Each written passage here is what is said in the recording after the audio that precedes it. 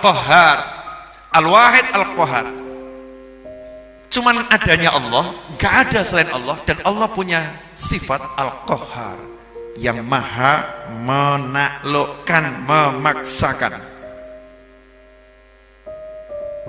Nah, jadi kalau udah Allahnya maha menaklukkan, maha memaksakan, ada nggak kira-kira urusannya Allahnya nggak jalan? Nggak ada. Jadi kalau Allah udah bilang kun fayakun. Jadi kalau Allah bilang pasar sepi, walaupun kamu itu datangkan 1 miliar orang masuk pasar itu nggak ada yang beli, enggak? Ajaib. Jadi misal ya ada pameran gratis yang masuk gitu ya, pengunjung dalam 1 hari 3.000 orang. Tokomu orang lewat dia taruh, lewat dia taruh. Itu kalau ada apa namanya konter pengunjung ya, alat hitung pengunjung yang masuk, ditanya sama bosnya, hari ini berapa yang masuk toko kita? Alhamdulillah bos, 2.000 yang masuk. Yang beli gak ada. Al-Qahhar itu maha kuasanya Allah. Allah bilang toko yang itu jangan dimasuki, jangan beli di situ. Walaupun ribuan orang datang ke situ, nggak akan ada yang beli. Termasuk perempuan cantik pol. Allah bilang kamu nggak nikah kecuali umur 50 tahun. Walaupun 500 laki-laki ngelamar gagal terus. Betul ya? Betul ya? Pernah ditolak maksud saya? Pernah toh? Ini ditolak, oh diusir. Masya Allah, kalimatnya lebih sadis, Bu, diusir.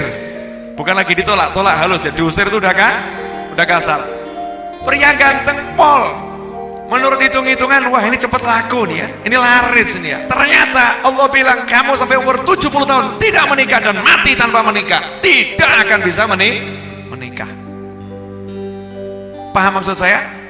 Al-Qahhar itu sifatnya Allah subhanahu wa ta'ala. Lah kalau kamu tahu Allah seperti itu, manfaat no Gusti Allah.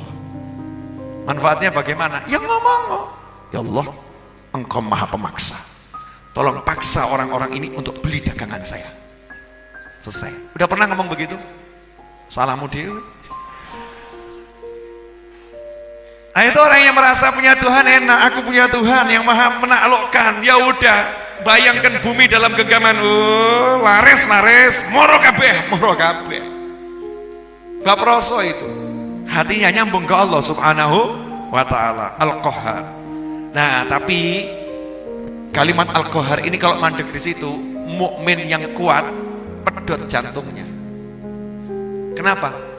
Ya takut sama Allah. Allah itu penakluk. Allah itu pemaksa. Menghadapi Allah yang sendiri, gak ada saingannya dan tidak mungkin ada saingannya, cuman Allah sendiri. Terus Allahnya maha pemaksa. Wah ngeri. Jadi kalau Allah bilang yang ini masukkan neraka, ya neraka loh ya. Gak hitung-hitungan masalah amal ini, gak iso ini. Yang mukminnya kuat itu jantungnya kalau tidak di tombo itu bisa pedot. Makanya orang kalau beli jamunya jamu Jawa itu ya, ada apa namanya jamu pahit, ada tombonya, betul ya? Biasanya tombonya beras kan kencur, yang pahit kemudian dikasih manis. Al-Quran begitu, setiap ayat adzan selalu ada ayat rahmat. Setiap asmaul husna yang di situ sifatnya keras ditutup dengan sifatnya lembut. Termasuk di sini Imam Nawawi mengatakan Al-Karimul Ghaffar. Meskipun Allah maha penakluk, tapi Allah itu maha dermawan, lomo. Kalau ada raja yang maha penakluk tapi lomo, asyik gak? Asyik toh. Jadinya kita tuh segan, gak takut tapi segan, dan kita akan cinta, kita akan suka minta sama raja yang seperti itu. Al-Ghaffar, dan suka mengampuni. Dikasih tombolnya di sini 2, Al-Karim sama Al-Ghaffar. Nah sekarang kalau kamu punya Tuhan yang maha pemurah, maha penakluk, dan Tuhan itu maha pengampun, apa alasanmu untuk tidak mendekat pada Tuhanmu? Mau bilang apa? Saya banyak dosa. Allah maha pengampun. Ya hidup saya susah. Mau minta sama siapa? Bukan sama Allah. Saya tuh kadang rotok heran nih, akhiran ya, terakhir. Hadirin, tolong dijawab jujur. Pernah enggak dengar kalimat seperti ini? Kenapa kamu enggak ke pengajian?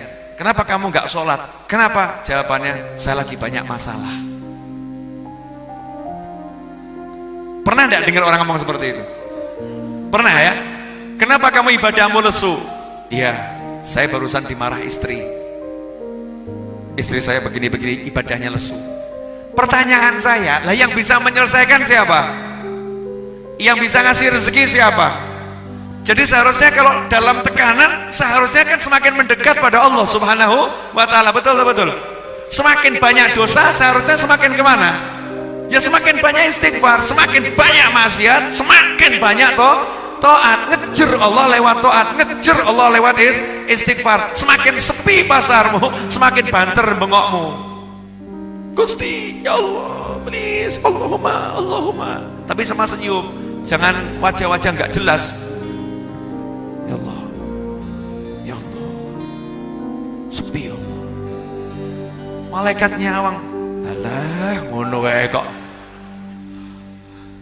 Mbok nyantai gitu, urusan duit kok. Kalau kamu nggak sholat subuh telat nangis gitu ya. Masalah pasar sepi itu hal ringan, bukan hal berat. Tenang saja. Minta sama Allah Subhanahu wa ta'ala. Apa yang saya ajarkan dan saya sampaikan ini ya, tidak akan bisa menjadi sesuatu kalau Anda menggunakan akal. Ini hanya bisa diimani dan diamalkan.